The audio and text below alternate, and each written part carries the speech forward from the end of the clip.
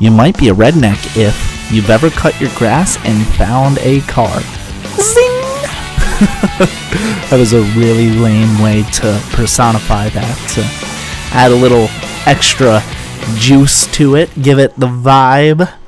But yeah, that's what we're talking about, is jokes, you know? Rednecks in particular.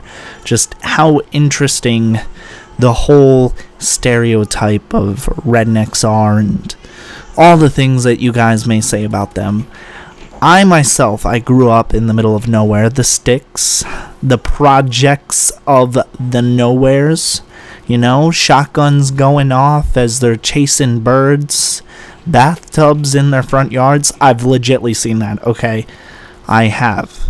And it's not like they're planting a garden in it. I've just seen a bathtub in the front yard. I don't know what goes on with it. Maybe it's a pool that certain said redneck uses.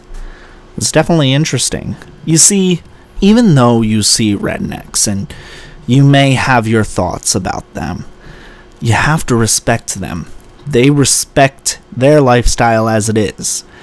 I would bike to work. I would have a 3-mile bike ride. This was back when I was in high school and I was going to my summer job. And on the way, I passed this wonderful home of tall grass, discarded cars, and an owner who didn't give a fuck. That's pretty much what it takes, is you live in the country, you live in your own little microcosm, and you just do not have the motivation to maintain your surroundings. You just want to do all these things that the space of country gives you, but you don't want to do the things to maintain, let's say, your living space. There's a bunch of things. If you think about it, being a redneck is kind of like studying someone who has been stuck with particular people for a very long time. They can't meet anybody new, really, because of where they live, and they don't want to go anywhere else where they might deal with the diversity of people that are around them. And I totally get it. I get it. You know, I like being in the middle of the country. When I think about it, I'm in a big space. I just want to go streaking. Reference to one of my past videos. But yeah, you could go streaking and nobody noticed. You could yell to yourself. You could just go all crazy, like the guy in Castaway, Tom Hanks, by the way, and have a Wilson ball and just talk to him. And guess what? Nobody's going to think you're crazy because nobody is there. Now, as for the basic stereotypes about how a redneck, you know, dates his sister and a bunch of stuff like that, you can attribute it to their loneliness, the fact that they are only left with each other. Now, I think of it as a rather extreme stereotype, but, you know, I can see psychologically how it might go that way. You might be a redneck if the Salvation Army declines your mattress. Makes total sense. It does, believe me. Some of these dump holes that I've passed on my commute to work, you can see how they just don't care.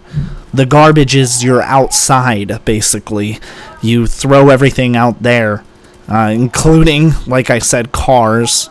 And, well, yeah, mattresses. Maybe even one night you want to go camping. You just lay on that mattress outside. Look up at the stars with your girlfriend/sister. Okay, alright, enough. I'm ripping them. I'm serious. You know, I grew up what could be considered a redneck. However, my family, we had the motivation to maintain the land that was around us. And, you know, even though it was a little lonely, I could, you know, go crazy by myself. I was able to maintain somewhat of a sanity. Okay, so again, I'm super ripping on this, I'm joking, but really, actually, the piece of being in the country is good, so long as every once in a while you socialize with other people. It can even be through the web like this. I mean, you still maintain your sanity through that, but As for, just having the peace and the space around you, it is actually very comforting.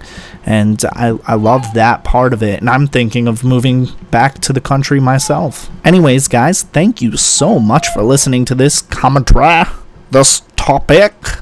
I will talk to y'all later. Peace.